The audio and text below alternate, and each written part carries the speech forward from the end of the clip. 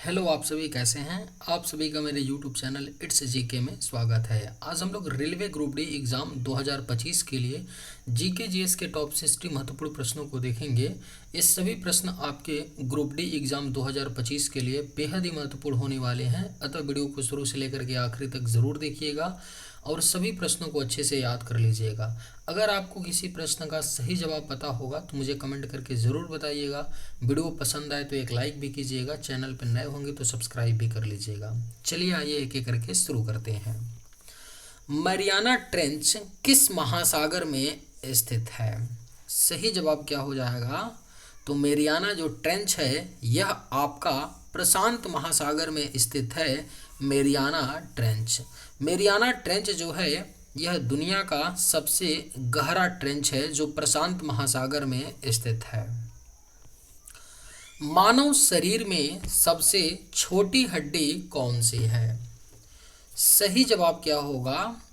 तो मानव शरीर में जो सबसे छोटी हड्डी होती है वह स्टेपिज हड्डी होती है। और ये स्टेपिज हड्डी कहाँ पाई जाती है? तो कान में पाई जाती है।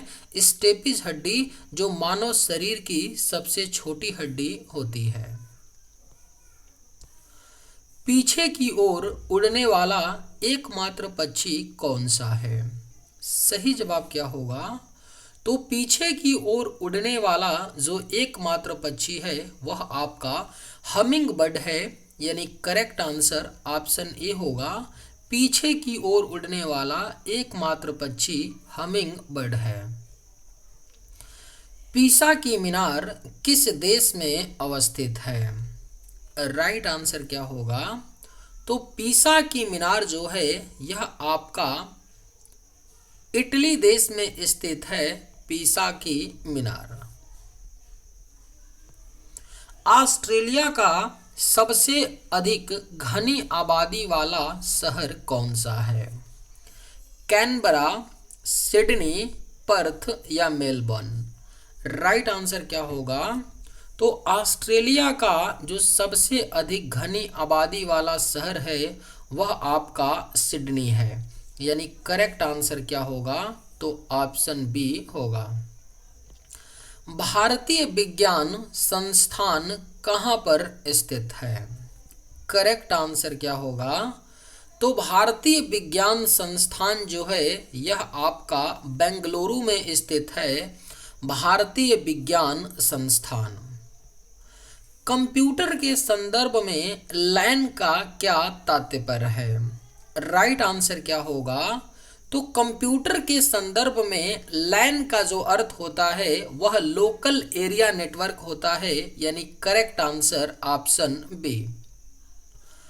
वर्तमान में हमारे द्वारा उपयोग किए जाने वाले रासायनिक प्रतीकों की उपयोग विधि किसने तैयार की थी?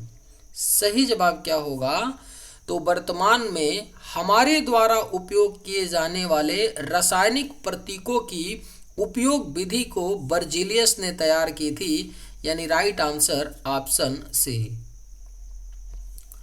पृथ्वी का जल चक्र किसके द्वारा संचालित होता है?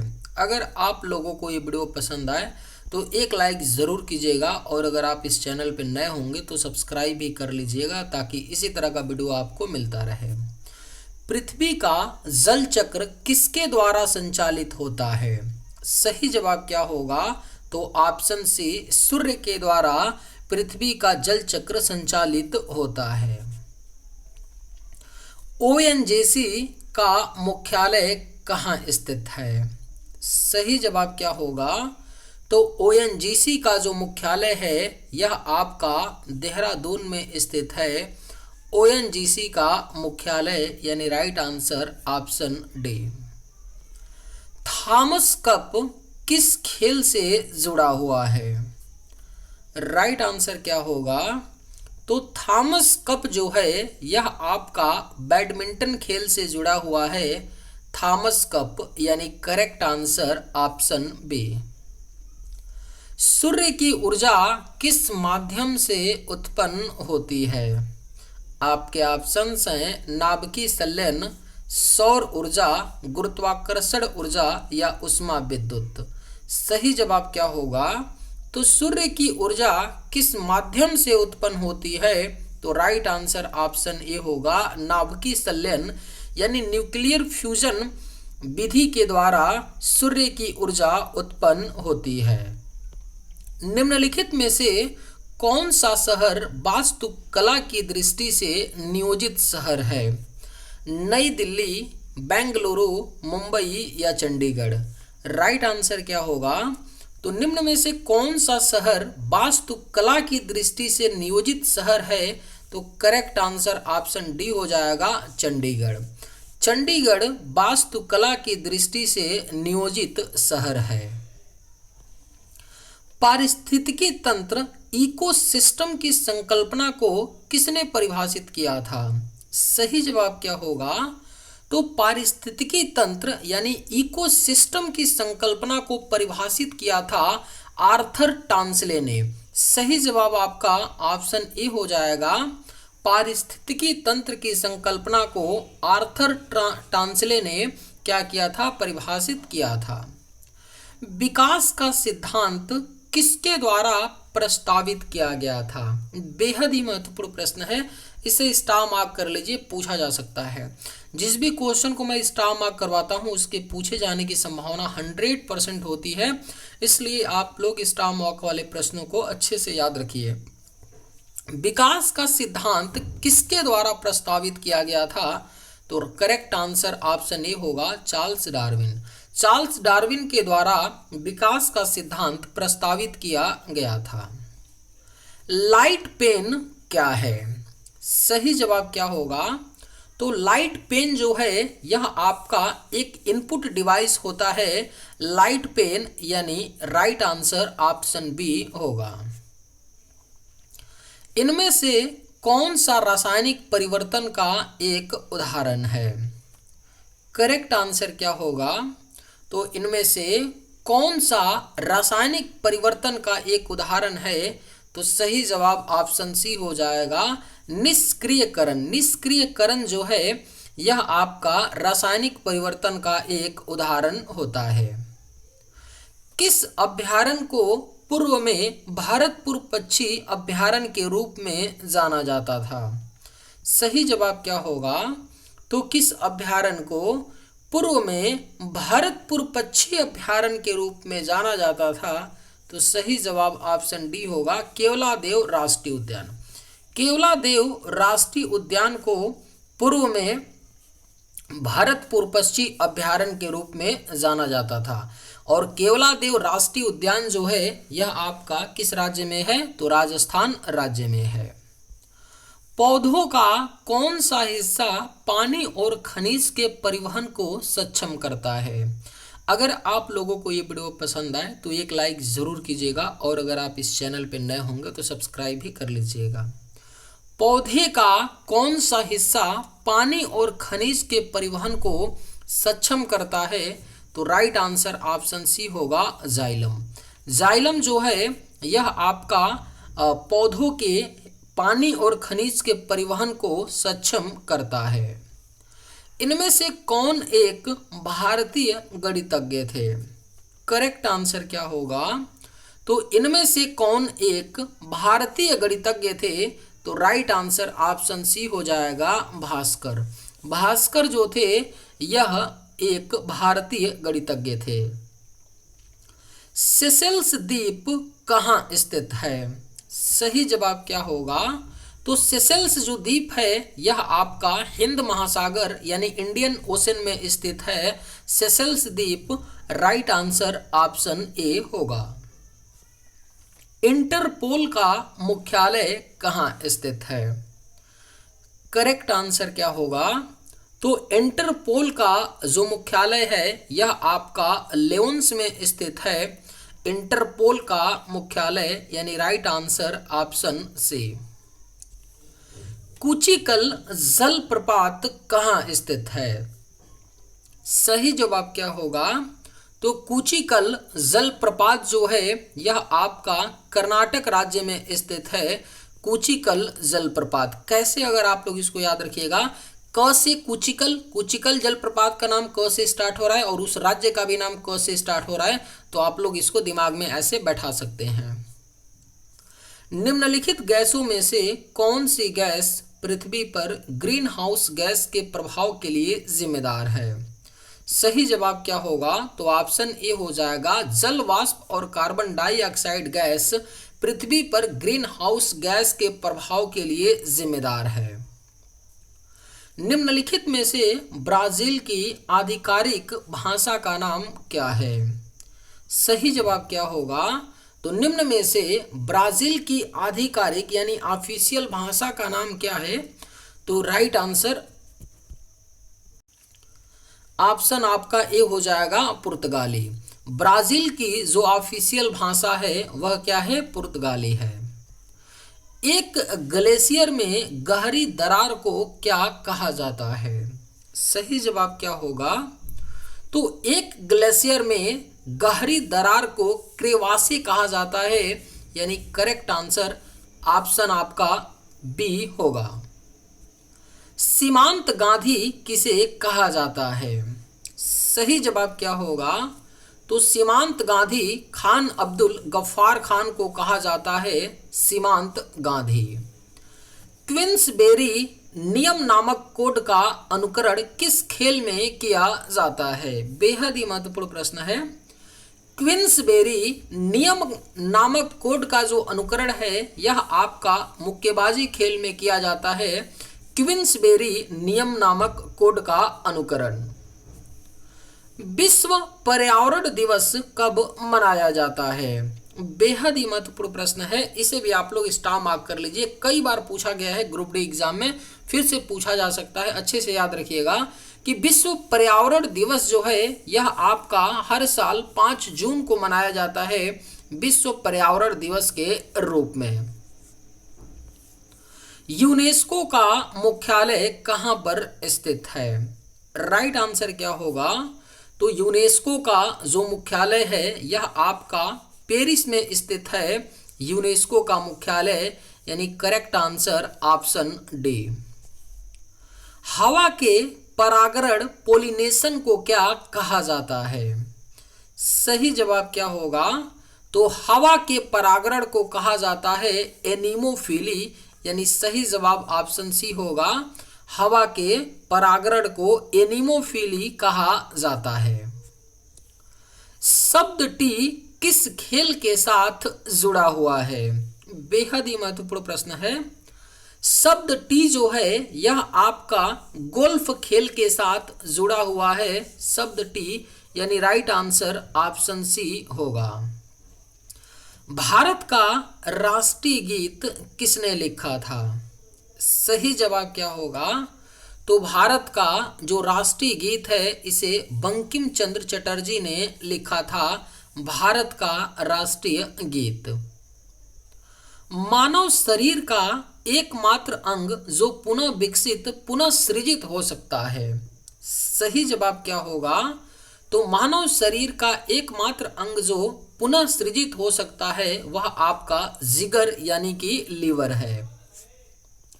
निम्नलिखित में से कार्बनिक यौगिकों ऑर्गेनिक कंपाउंड्स में हमेशा क्या मौजूद रहता है? राइट आंसर क्या होगा? तो निम्न में से कार्बनिक यौगिकों में हमेशा मौजूद रहता है कार्बन, यानी राइट आंसर आपका ऑप्शन ए होगा। ग्रेनाइट किसका एक उदाहरण है? सही जवाब क्या होगा? तो ग्रेनाइट जो है यह आपका आग्नेय चट्टान का उदाहरण है, यानी करेक्ट आंसर ऑप्शन सी। इनमें से किस योगदान के लिए एडवर्ड जेनर प्रसिद्ध हैं? सही जवाब क्या होगा? तो इनमें से किस योगदान के लिए एडवर्ड जेनर प्रसिद्ध हैं? तो राइट आंसर ऑप्शन ए होगा, टीकाकरण। टीकाकरण के लिए एडवर्ड जेनर प्रसिद्ध हैं। किस भारतीय राजा ने पूर्व एशिया के कुछ हिस्सों को जीतने के लिए नौसैनिक शक्ति का इस्तेमाल किया था? आपके ऑप्शंस हैं अकबर, कृष्णदेवराय, राजेंद्र चोल या शिवाजी। सही जवाब क्या होगा? तो किस भारतीय राजा ने पूर्व एशिया के कुछ हिस्सों को जीतने के लिए नौसैनिक शक्ति का इस्तेमाल किया था? तो राइट आंसर ऑप्शन सी होगा, राजेंद्र चोल। राजेंद्र चोल ने पूर्व एशिया के कुछ हिस्सों को जीतने के लिए नौसैनिक शक्ति का इस्तेमाल किया था। निम्नलिखित में से कौन सा देश बंदरगाह विहीन यानी कि लैंडलॉक्ड है? तो राइट आंसर क्या होगा? Option B Kazakhstan. कजाकिस्तान जो देश है वह लैंडलॉक्ड यानी बंदरगाह विहीन है। सही जवाब ऑप्शन बी होगा। मधुबनी चित्रकला शैली मूलतः किस राज्य से संबंधित है? अगर आप लोगों को ये वीडियो पसंद आए तो एक लाइक ज़रूर कीजिएगा और अगर आप इस चैनल पर नए होंगे तो सब्सक्राइब भी कर लीजिएगा। मधुबनी चित्रकला शैली मूलतः किस राज्य से संबंधित है? तो करेक्ट आंसर ऑप्शन सी होगा, बिहार। मधुबनी चित्रकला शैली मूलतः बिहार राज्य से संबंधित है। दुनिया का सबसे बड़ा गैर ध्रुवी रेगिस्तान कौन सा है? कालाहारी, गोबी, सहारा या ग्रेट ऑस्ट्रेलियन? सही जवाब क्या होगा? तो दुनिया का सबसे बड़ा जो गैर ध्रुवी रेगिस्तान है यह आपका सहारा है, यानी करेक्ट आंसर ऑप्शन सी होगा। भारतीय रिजर्व बैंक आरबीआई का राष्ट्रीयकरण किस वर्ष में किया गया था? सही जवाब क्या होगा? तो भारतीय रिजर्व बैंक का राष्ट्रीयकरण जो है यह 1 जनवरी 1949 को किया गया था, आरबीआई का राष्ट्रीयकरण। अगर आरबीआई की बात करें तो आरबीआई की स्थापना 1935 में आरबीआई एक्ट 1934 के तहत हुआ था और प्रारंभ में जो मुख्यालय था आरबीआई का वह कहाँ था? तो कोलकाता था। वर्तमान में कहाँ है? मुंबई है। 1937 में मुख्यालय कोलकाता से स्थानांतरित करके मुंबई लाया गया। याद रखिएगा, क्वेश्चन कई बार आपसे पूछा गया है, ठीक है। और राष्ट्रीयकरण 1 जनवरी 1949 को किया गया था। आरबीआई से एक और क्वेश्चन पूछता है कि आरबीआई के जो पहले गवर्नर थे वो कौन थे? तो इनको भी आप लोग याद रखिएगा, सर ओसबॉर्न स्मिथ। यही इतना ही आपसे पॉइंट आरबीआई से पूछा जा सकता है। सर ओसबॉर्न स्मिथ जो थे यह क्या थे? तो आरबीआई के पहले गवर्नर थे। तो इतना पॉइंट आप लोग याद रखिएगा कि भारतीय रिजर्व बैंक का राष्ट्रीयकरण 1 जनवरी 1949 को किया गया था। भारतीय रिजर्व बैंक आरबीआई की स्थापना 1935 में किया गया था, आरबीआई एक्ट 1934 के तहत। प्रारंभ में मुख्यालय भारतीय रिजर्व बैंक का कोलकाता में था। 1937 में इसे स्थानांतरित करके मुंबई कर दिया गया। सूरज की रोशनी को उसके संघटक रंगों में कौन विभाजित कर सकता है? करेक्ट आंसर क्या होगा? तो सूरज की रोशनी को उसके संघटक रंगों में विभाजित कर सकता है अपवर्तन, यानी करेक्ट आंसर आपका ऑप्शन ए होगा। प्रकंद का एक उदाहरण है। आपके ऑप्शंस हैं गाजर, शकरकंद, लहसुन या अदरक। सही जवाब क्या होगा? तो प्रकंद का एक उदाहरण जो है आपका अदरक है, यानी करेक्ट आंसर ऑप्शन डी होगा। प्रकंद का एक उदाहरण जो है अदरक है। चंद्रशेखर सीमा किस पर लागू होती है? सही जवाब क्या होगा?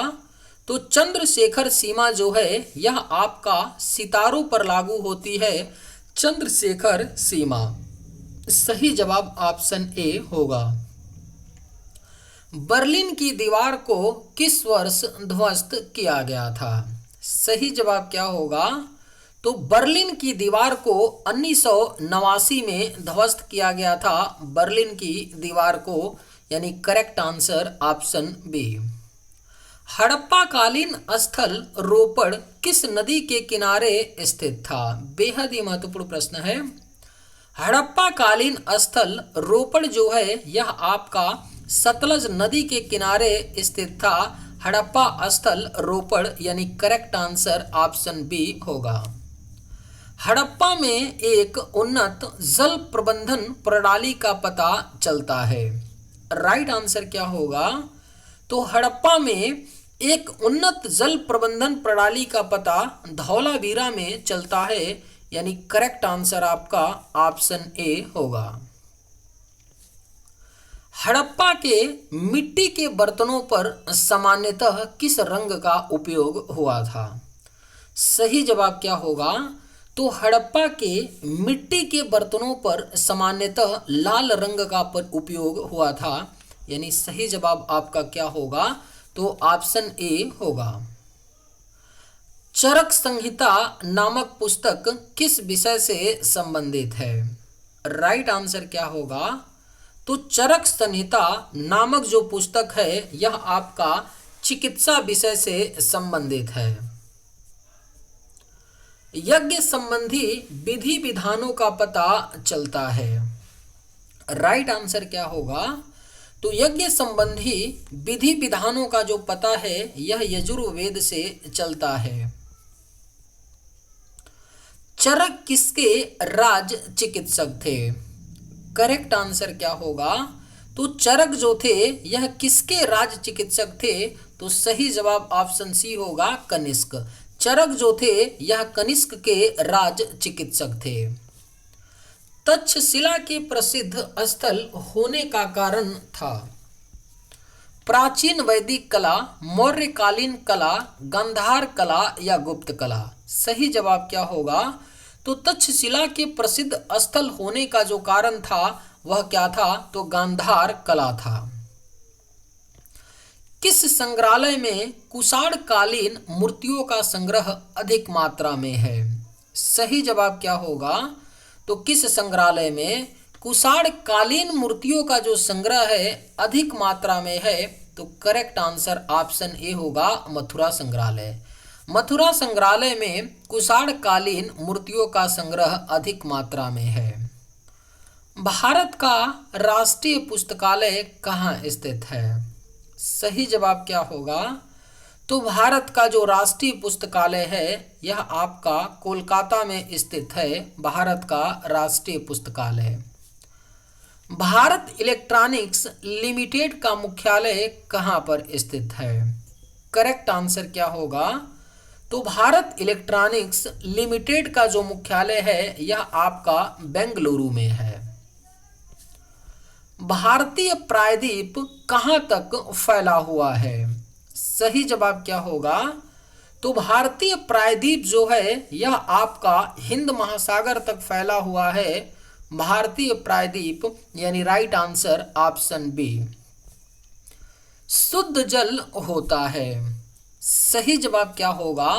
तो शुद्ध जल जो होता है वह आपका उदासीन होता है, शुद्ध जल, क्योंकि शुद्ध जल का जो पीएच मान होता है वह 7 होता है। चलिए आज के वीडियो में बस इतना ही। अगर आप लोगों को ये वीडियो पसंद आए तो एक लाइक ज़रूर कीजिएगा। थैंक्स।